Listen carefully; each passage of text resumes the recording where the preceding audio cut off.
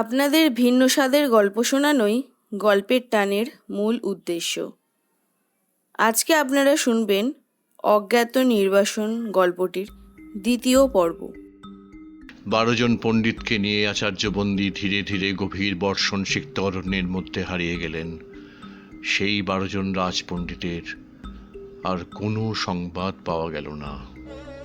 এদিকে সেই 12 জন পণ্ডিতের আত্মীয় পরিজনেরা তাঁদের নির্বাসনের সংবাদ পেয়ে কাঁদতে কাঁদতে ছুটে এলেন জনকের কাছে। এ কেমন বিচার মহারাজ? আমার স্বামীকে ফিরিয়ে দিন, দয়া করুন। আমাদের পরিবার যে ওনাকে ছাড়া ধ্বংস হয়ে যাবে। আমার পিতা ছাড়া আমার আর কেউ নেই রাজন।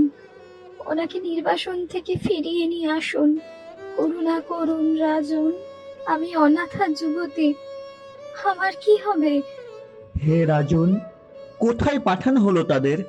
আমরা কেউ কিছু জানলাম না কেন? উত্তর দিন রাজন, দয়া করে উত্তর দিন। তারা কবে ফিরবেন? আমি অথর্ব বৃদ্ধ, আমার পুত্রই আমার শেষ সম্বল ছিল রাজন। সে না ফিরে এলে নিশ্চয়ই আমার মৃত্যু ঘটবে। আমার পুত্রকে ফিরিয়ে দিন, ফিরিয়ে দিন রাজন, ফিরিয়ে দিন। সকলেই নানাভাবে মহারাজের কাছে প্রশ্ন করে বিলাপ করতে লাগলেন। সকলের সব অভিযোগ শুনে মহারাজ বললেন, আমি তাদের ফিরিয়ে দিতে অপারগ। তাদের কোথায় পাঠানো হয়েছে তাও আমার জানা নেই। তারা নিজেরাই এই শর্তে রাজি হয়ে আচার্যের সঙ্গে তর্কে অবতীর্ণ হয়েছিলেন যে পরাজিত হলে তাদের বন্দির ইচ্ছায় নির্বাসন দেওয়া হবে। তাই হয়েছে। এখন আচার্য বন্দীকে এই বিষয়ে কোনরূপ প্রশ্ন করার কোনো অধিকার আমার নেই, আর আপনাদেরও নেই। কারণ আপনারা জানেন, কঠিন খরার থেকে আচার্যের করা যজ্ঞের বলে আমরা মুক্তি পেয়েছি, আর তাঁর শর্ত অনুযায়ী আমাকে মেনে নিতে হয়েছে যে তিনি এই রাজ্যের অধীশ্বর। তাকে কোনো বিষয়ে কোনো প্রশ্ন করা যাবে না। তিনি যাই করবেন তাই মেনে নিতে হবে। কিন্তু এ তো ঠিক কথা নয় রাজন। ওনাকে এমন কথা দেওয়ার পূর্বে আপনি কেন বিবেচনা করলেন না রাজন? কেন বিবেচনা করলেন না? বিবেচনা বুদ্ধি আপনাদের চেয়ে আমার অনেক বেশি। তাই আমি রাজা, আমাকে বৃহত্তর স্বার্থের কথা ভাবতে হবে। সে কথা ভেবেই আমি এমন সিদ্ধান্ত নিয়েছি। না হলে বিদেহ রাজ্যে নেমে আসতো ব্রহ্ম সাপের কালো ছায়া, যা আমার সঙ্গে আপনাদেরও গ্রাস করত। তাই যা হয়েছে মেনে নিন। এই কথা শুনে কয়েকজন প্রতিবাদ করে উঠল।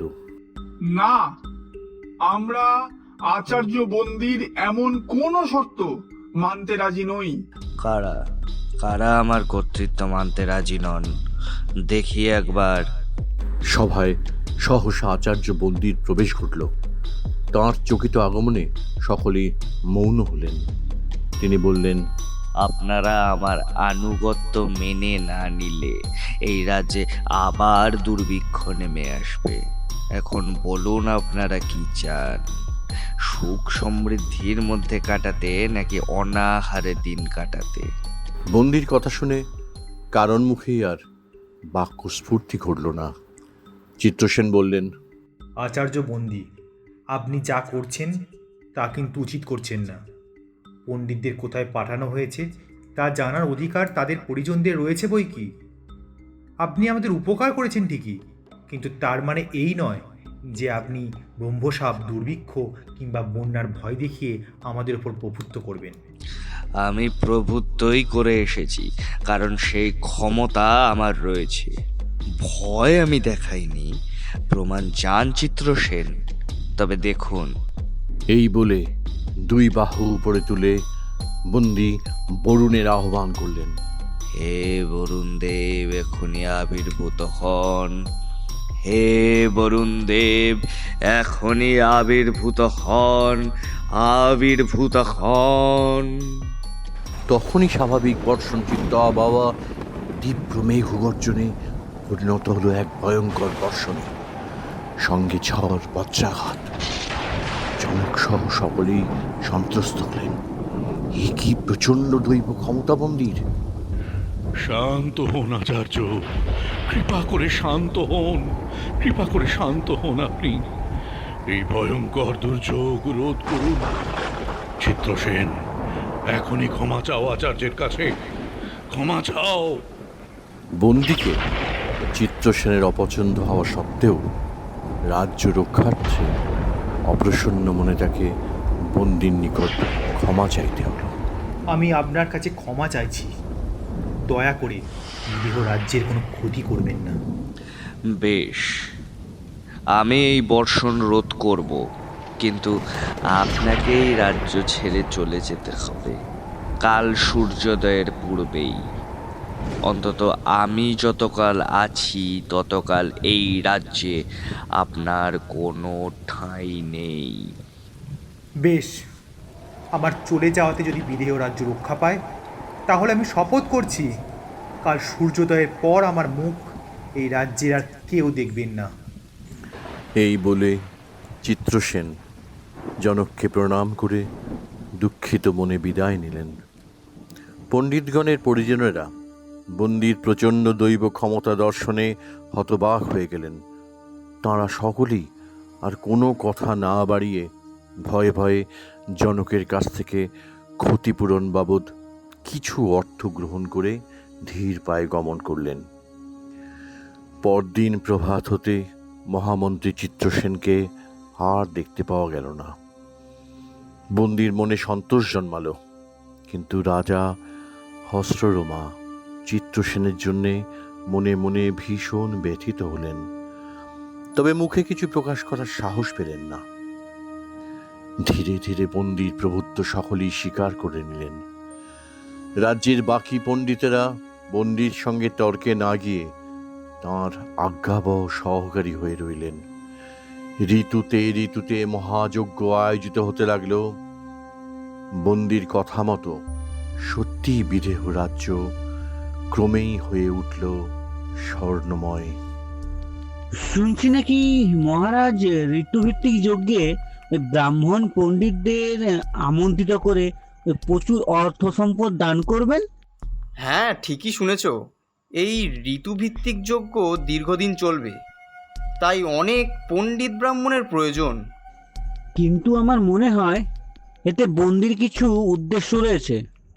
উনি ওই মহারাজকে এমন নির্দেশ দিয়েছেন এবং দান ধর্ম করতে বলেছেন, কিন্তু ওনার কার্যকলাপই ভীষণই রহস্যজনক।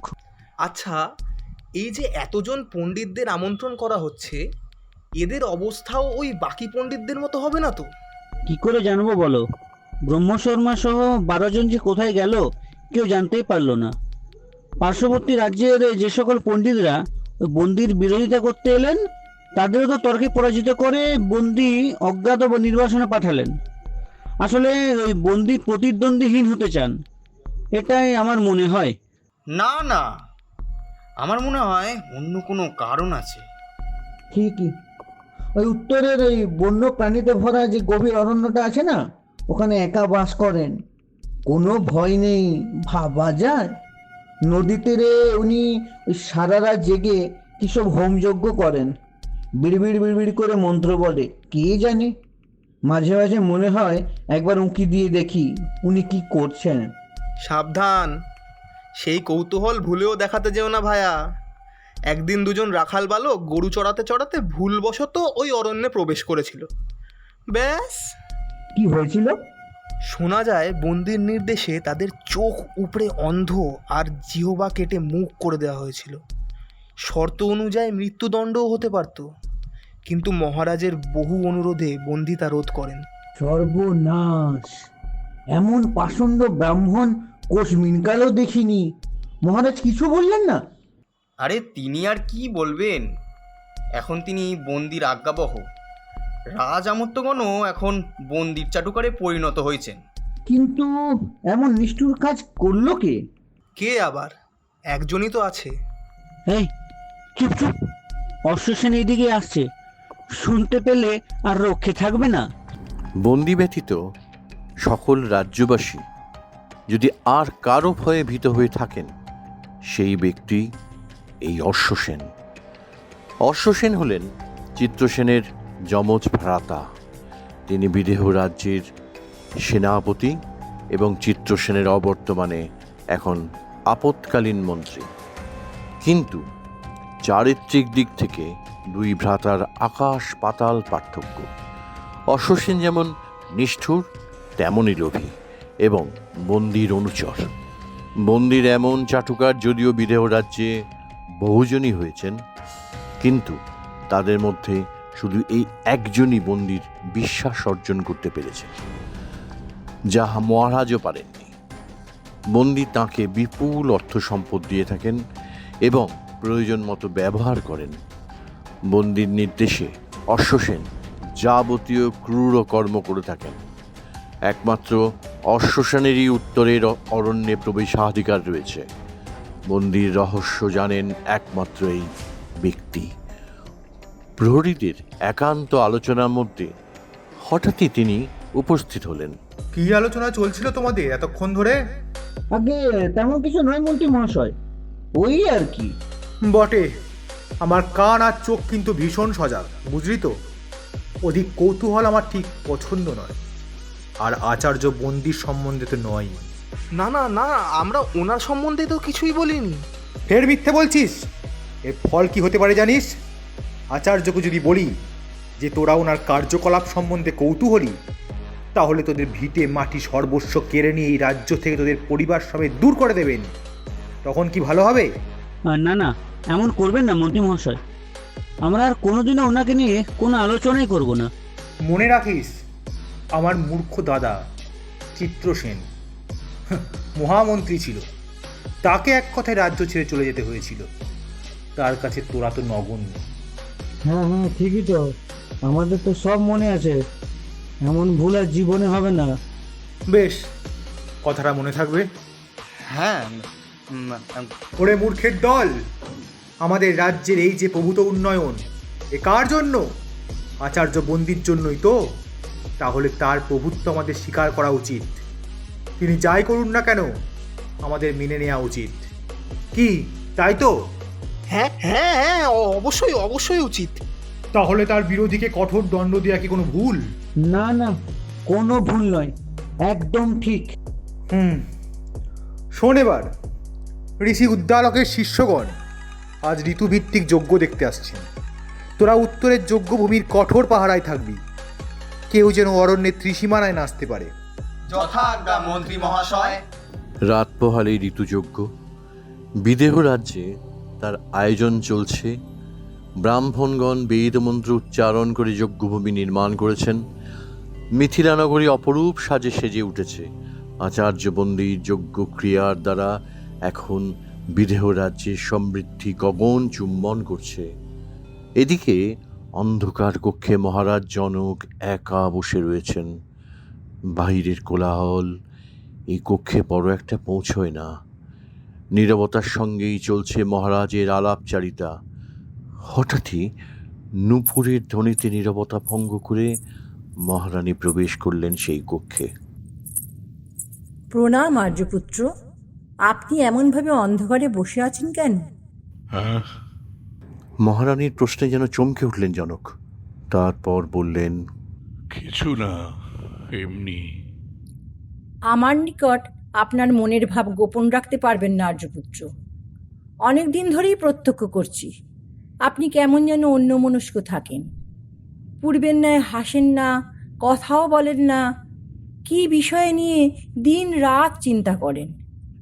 আমাকে বলুন রাজন, কিসের চিন্তা আপনার? রাজ্যে কিছুরই তো আর অভাব নেই। সুখ, সমৃদ্ধি, ঐশ্বর্য, প্রাচুর্য কি নেই? তুমি ঠিকই বলেছ রানী, সবই তো আছে। রাজকোষ আজ ধন ভাণ্ডারে পরিপূর্ণ। রাজ্যে না প্রখর গ্রীষ্ম আসে, নাই প্রবল বর্ষা হয়। সোনার ফসলে ভরে আছে ক্ষেত, রূপলি মাছে ভরে আছে জলাশয়। আমার রাজ্য আজ অপরের কাছে ঈর্ষণীয়, কিন্তু আচার্য বন্দির কাছে আমরা পরাধীন। পরাধীনতার গ্লানি বড়ই বেদনাদায়ক রানী, বড়ই বেদনাদায়ক। তাই তাই সব থেকেও শান্তির বড় অভাব রানী, সুখের বড় অভাব। শুধুই অর্থ, প্রাচুর্য, ঐশ্বর্য, সুখ শান্তির মাপকাঠি হতে পারে না রানী। সেই কঠোর সত্যিটা আজ আজ আমি বুঝেছি, আর বুঝেছে আমার আমার রাজ্যের প্রজাগণ। কিন্তু আচার্য বন্দির জন্যই আমাদের রাজ্যে এই প্রভূত উন্নতি, সে বিষয়ে তো কোনো সন্দেহ নেই রাজন। সেই জন্যেই তো আমি ওনার অন্যায় সহ্য করি, প্রতিবাদ করতে পারি না। আমার সংকল্পই আমার গলা টিপে ধরে। উনি এমন কিছু করছেন যা অনুচিত, তা বুঝেও আমি কিছুই করতে পারি না। মাঝে মাঝে মাঝে মাঝে নিজের ব্যক্তিত্বের প্রতি ঘৃণা হয়। আমি এখন নামেই শুধু রাজা, আদপে আচার্য বন্দির হাতে পুতুলে পরিণত হয়েছি। সত্যিই বলেছিল চিত্রসেন, সেদিন বিনা বিবেচনায় সংকল্প নেওয়া আমার ভীষণই অনুচিত হয়েছিল। চিত্রসেন সত্য কথা বলার জন্য বিতাড়িত হলো। তার সঙ্গে আলোচনা করেই সঠিক উপদেশ পেতাম। এখন যারা আছে সকলেই আচার্য বন্দির চাটুকার। পরদিন প্রভাত হতেই সকলে উপস্থিত হলেন যজ্ঞভূমিতে। সকলেই নিজ নিজ স্থান গ্রহণ করলেন। মহারাজ রত্নসিংহাসনে উপবিষ্ট হলেন। সেখানেই উপস্থিত হলেন দূর দূরান্ত থেকে আগত ব্রাহ্মণ পণ্ডিতগণ। উপস্থিত হলেন ঋষি উদ্দালকের শিষ্যগণ। রাজা জনক তাদের উদ্দেশ্যে বললেন, আপনারা আমার রাজ্যে ঋতুভিত্তিক যজ্ঞে উপস্থিত হয়েছেন, সেজন্য আমি যার পণ্যাই আনন্দিত। যজ্ঞ আরম্ভ হওয়ার পূর্বে কৃপা করে পাদ্য, অর্ঘ্য এবং দান সামগ্রী গ্রহণ করে আপনারা আমাকে কৃতার্থ করুন। সে তো করবেনই, এত তারা কিসের রাজন? আগে আমার শর্ত সম্বন্ধে ওনাদের অবগত করি, তারপর ওনারা যা চান দেওয়া হবে।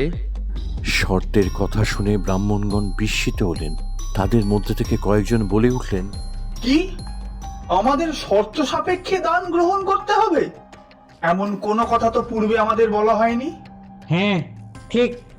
তাছাড়া দান গ্রহণের ক্ষেত্রে কখনোই শর্ত আরোপ করা হয় না, এ নীতি বিরুদ্ধ।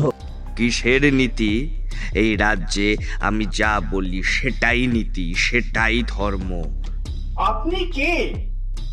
আমরা মহারাজের নিকট দান গ্রহণ করতে এসেছি, আপনার নিকট নয়। তাহলে আপনি এর মধ্যে আসছেন কেন? আমি আচার্য বন্দি। বন্দির পরিচয় পেতেই কার মুখে আর কথা শোনা গেল না। সকলেই কাঠের পুতুলের মতো নিশ্চুপ দাঁড়িয়ে রইলেন। ব্রাহ্মণদের মধ্যে থেকে একজন সুদর্শন যুবক এগিয়ে এসে করজোড়ে বন্দিকে অভিবাদন জানিয়ে নিবেদন করলেন, উদ্দালক শিষ্য কোহরের প্রণাম গ্রহণ করুন আচার্য। আমরা আপনাকে চিনতে না পারার জন্য ক্ষমা প্রার্থী, তবে আপনার কীর্তির কথা আমরা গুরুদেবের মুখে শুনেছি। আজ আপনার দর্শনে আমরা কৃতার্থ বোধ করছি। শুনেছেন, এবার দেখবেন। আপনাদের আমি তর্কযুদ্ধে আহ্বান করছি, আমার সঙ্গে তর্কযুদ্ধ করুন আপনারা। কিন্তু আমরা আপনার সঙ্গে তর্কযুদ্ধ করতে আসিনি আচার্য। আমরা আপনার ন্যায় তর্ককুশল নই, তাই আপনার সঙ্গে তর্কযুদ্ধ করার ইচ্ছা বা যোগ্যতা কোনোটাই আমাদের নেই। আমরা কেবলমাত্র দান গ্রহণ করতে এসেছি। কিন্তু দান গ্রহণ করতে গেলে আপনাদের আগে আমাকে তর্কযুদ্ধে পরাজিত করতে হবে, এটাই আমার শর্ত। কিন্তু এমন কোনো শর্তের কথা আমাদের পূর্বে জানানো হয়নি কেন? আমার ইচ্ছে তাই জানানো হয়নি, এখন তো জানলেন। আমার ইচ্ছেতেই এখানে সব কিছু হয়। আপনাদের আমন্ত্রণ আমার ইচ্ছেতেই জানানো হয়েছে, তাই আমার শর্ত আপনাদের মানতেই হবে। এই আচার্য, আমরা সকলেই অত্যন্ত দরিদ্র, আমাদের অর্থের বিশেষ প্রয়োজন। আমার স্ত্রী সন্তান সম্ভবা, তার উত্তম আহারের প্রয়োজন। এই দানের অর্থ পেলে আমি এবং আমরা নিদারুণ উপকৃত হব। দয়া করে আমাদের দান গ্রহণ করতে দিন। আশ্চর্য, আপনাদের দান গ্রহণে বাধা কোথায়? আমাকে পরাজিত করুন, তারপর ইচ্ছে মতো দান গ্রহণ করুন। আর যাবতের ব্রাহ্মণ সমাজের আত্মবিশ্বাস কি এতই তলানিতে ঠেকেছে যে পরাজয়ের পূর্বেই আপনারা পরাজয় স্বীকার করে নিচ্ছেন? আর একান্তই যদি আমার সঙ্গে তর্কযুদ্ধে অনিচ্ছুক হন, তাহলে ওই দিকে দেখুন, ওই ওদের মতো আমার আজ্ঞাবহ ভৃত্য হয়ে এখানে বাস করুন। আমি সামান্য কিছু মাসিক বৃত্তি আপনাদের দান করব, তাতে আপনাদের সংসার চলে যাবে। এই কথা বলে আচার্য তাঁর অনুগত ব্রাহ্মণদের দিকে ইঙ্গিত করলেন। বন্দির এমন আচরণে কোহর ও তার সঙ্গীগণ অত্যন্ত অসন্তুষ্ট হলেন। অন্যান্যদের মধ্যে কয়েকজন বন্দির নিকট আত্মসমর্পণ করলেন ঠিকই, কিন্তু কোহর বললেন, শুনুন আচার্য বন্দী, হতে পারে আপনি বেদ এবং শাস্ত্রের মহাজ্ঞানী পণ্ডিত, কিন্তু আমাদের এমনভাবে অপমান করার আপনার কোনো অধিকার নেই। এই রাজ্যের থেকে দান গ্রহণে আমাদের আর কোনো রুচি নেই। আমি আমার সঙ্গীগণ সহ এই স্থান এখনই ত্যাগ করছি। প্রণাম। এই কথা শেষ করে পণ্ডিত কোহর তার সঙ্গীগণ সহ প্রস্থানের উদ্দেশ্যে পা বাড়ালেন, কিন্তু তখনই প্রহরীগণ সহ অশ্বসেন তাদের পথরোধ করে দাঁড়ালেন। দাঁড়ান ব্রাহ্মণগণ, কোথায় যাচ্ছেন? আপনারা এসেছেন এখানে স্বইচ্ছায়, কিন্তু যেতে হবে আচার্য বন্দির ইচ্ছা অনুযায়ী। ফিরে যান, না হলে আমাকে বলপ্রয়োগে বাধ্য হতে হবে। সেটা নিশ্চয়ই আপনাদের নিকট সম্মানজনক হবে না। মহারাজ, আপনার রাজ্যে অতিথিদের সাথে কি এমনই দুর্ব্যবহার করা হয়? আশ্চর্য, আপনাদের সঙ্গে দুর্ব্যবহার করা হলো কই? আমাকে তর্কযুদ্ধে পরাজিত করুন, তারপর দান গ্রহণ করে সসম্মানে প্রস্থান করুন। আর তা না হলে আমার অনুগত হয়ে এখানে থাকুন, অন্যরা যেমন আছেন। আমরা আপনার দুটি শর্তের কোনোটিতেই রাজি নই। আমাদের যেতে দিন। আপনি শাস্ত্রজ্ঞ ব্রাহ্মণ হয়ে এমন আচরণ কী রূপে করছেন? আপনি আপনার স্বধর্মচ্যুত হচ্ছেন আচার্য বন্দী। আমি স্বধর্মচ্যুত হচ্ছি না, হচ্ছেন আপনারা। ক্ষত্রিয় যেমন যুদ্ধ অথবা দূতের আহ্বান প্রত্যাখ্যান করলে স্বধর্মচ্যুত হন, তেমনি ব্রাহ্মণ পণ্ডিত তর্কের আহ্বান প্রত্যাখ্যান করলে স্বধর্মচ্যুত হন। এই বিষয়ে নিশ্চয়ই আপনারা অবগত আছেন। মহারাজ, জনক এতক্ষণ নিশ্চুপ ছিলেন, কিন্তু এইবার তিনি বলে উঠলেন, আচার্য, আমি আপনার নিকট মিনতি করছি, এই ব্রাহ্মণদের বিনা শর্তে দান গ্রহণ করে যেতে দিন। ওনাদের সঙ্গে এমন আচরণ করবেন না, এতে আমার রাজ্যের অকল্যাণ হবে। রাজন, আপনি আবার এর মধ্যে কথা বলছেন কেন? আপনার রাজ্যের কল্যাণ অকল্যাণের দায়ভার যখন আমি গ্রহণ করেছি, তার ভাবনা আমাকেই ভাবতে দিন। হ্যাঁ, বলুন পণ্ডিত কোহর, আপনারা কি ঠিক করলেন? আপনার বর্ষতা আমরা মানতে রাজি নই। আমরা আপনার সঙ্গে তর্কযুদ্ধে প্রস্তুত। বেশ, কিন্তু তর্কযুদ্ধের শর্ত জানেন তো? হ্যাঁ, জানি। অজ্ঞাত নির্বাসন। আপনি তর্কে পরাজিত করে এখনো অবধি বহু জন ব্রাহ্মণকে নির্বাসনে পাঠিয়েছেন। হয়তো আমাদেরও সেই পথেই যেতে হবে, কিন্তু তবুও আমরা আপনার কাছে বর্ষতা স্বীকার করব না। উত্তম, এই তো তেজস্বী ব্রাহ্মণের মতো কথা। আসুন তবে শুরু হোক।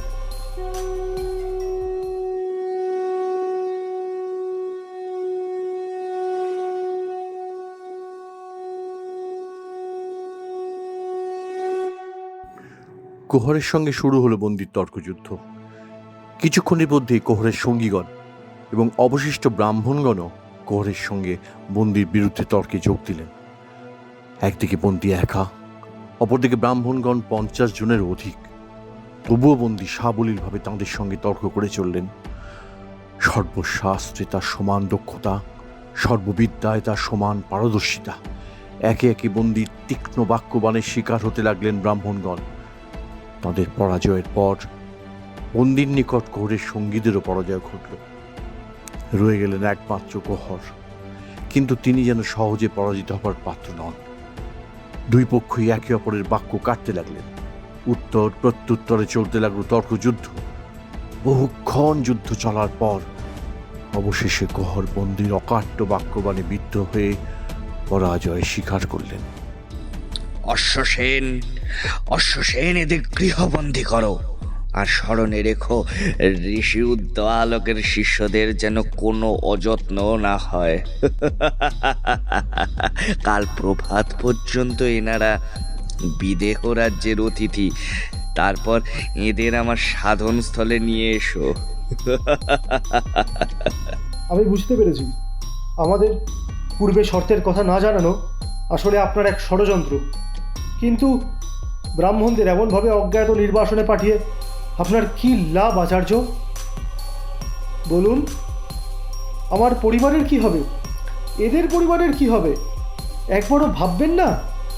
আপনি নিজেও তো ব্রাহ্মণ, তাহলে এমন নিষ্ঠুর আচরণ কেন করে আসছেন? আমরা পরাজিত হয়েছি, আপনার জয় হয়েছে। আমরা আপনার বর্ষতা স্বীকারে রাজি। দয়া করে আমাদের নির্বাসন দেবেন না। বন্দি কোহরের কথায় কোনো গুরুত্ব না দিয়ে অশ্বসেনকে পুনরায় নির্দেশ দিলেন। কি হলো অশ্বসেন, আজ্ঞা পালন করো। এখনই নিয়ে যাও এদের, কাল সূর্যোদয়ের পূর্বে উত্তরের অরণ্যে নিয়ে এসো। কোহর সহ অন্যান্য ব্রাহ্মণগণের চোখ দিয়ে অশ্রু ঝরতে লাগলো।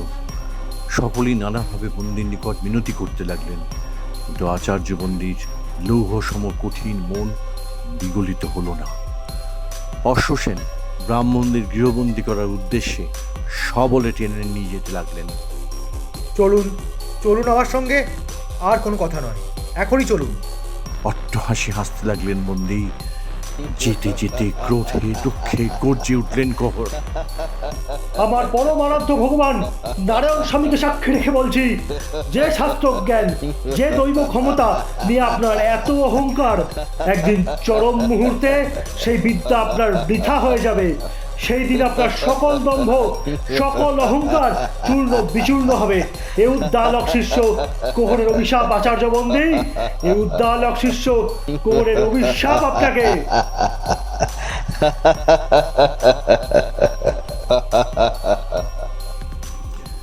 তপবন যেন হঠাৎই রূপ পরিবর্তন করেছে। বাতাস ভারী হয়ে রয়েছে, বৃক্ষ সকল স্থির, পাখির কুজনেও যেন বিষাদের সুর। অরণ্যের প্রাণী সকলের মধ্যেও যেন সেই চঞ্চলতা নেই। সুজাতার ব্যথার প্রত্যেকেই যেন সমব্যথী। সুজাতা পণ্ডিত কোহরের পত্নী এবং ঋষি উদ্দালকের একমাত্র কন্যা। একাকিনী সুজাতার বিরহে এই তপবন আজ ভারাক্রান্ত। স্বামীর পথ চেয়ে অশ্রু সজল চোখে বসে আছেন সুজাতা। 3 দিন 3 রাত্রি অতিক্রান্ত হয়েছে, কোহর ফিরে আসেননি। সুজাতা এই কদিন আহার নিদ্রা সকলই ত্যাগ করেছেন। ঋষি উদ্দালক কয়েকজন শিষ্যকে নিয়ে সহসা সেখানেই উপস্থিত হলেন। মা সুজাতা। পিতার কণ্ঠস্বর শুনে কুটির থেকে বাইর হয়ে সুজাতা দৌড়ে এসে জড়িয়ে ধরলেন ঋষি উদ্দালককে। পিতা, স্বামী সেই যে জনকরাজ্যে গেলেন, এখনো কেন আসছেন না? সেখানে কি এখনো যজ্ঞ সম্পূর্ণ হয়নি? বিধেয় রাজ্যের দূত এসে জানিয়েছে কোহর তার সঙ্গীগণ সহ বন্দিকে তর্কের আহ্বান করে পরাজিত হয়ে নির্বাসিত হয়েছে। নির্বাসিত? কিন্তু কেন পিতা? আর এই বন্দী বা কে? বন্দী হলেন রাজ আচার্য, তিনি তর্কে অপরাজেয়। বিধেয় রাজ্যের এটাই প্রথা মা, সেখানে বন্দির সঙ্গে তর্কে পরাজিত ব্যক্তিদের নির্বাসনে যেতে হয়।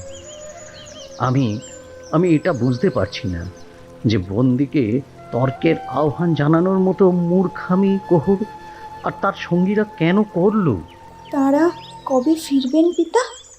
জানি না রে মা, এ এক রহস্য। এই নির্বাসন অজ্ঞাত নির্বাসন নামে কুখ্যাত। এখনো পর্যন্ত বহু ব্রাহ্মণদের এমনি নির্বাসিত করা হয়েছে। তারা কোথায় গেছে, কবে ফিরবে কেউ জানে না। মনকে শক্ত কর মা, ধরে নে ধরে নে ওর আর কখনোই ফিরবে না। না, এ হতে পারে না পিতা, এ হতে পারে না। তিনি যে যাওয়ার পূর্বে আমাকে বলে গেলেন যে খুব শীঘ্রই তিনি অর্থ সংগ্রহ করে ফিরে আসবেন, আমাদের আর কোনো অভাব থাকবে না, আমাদের সন্তান সুস্থ জীবন পাবে। তবে এমন কেন হলো পিতা?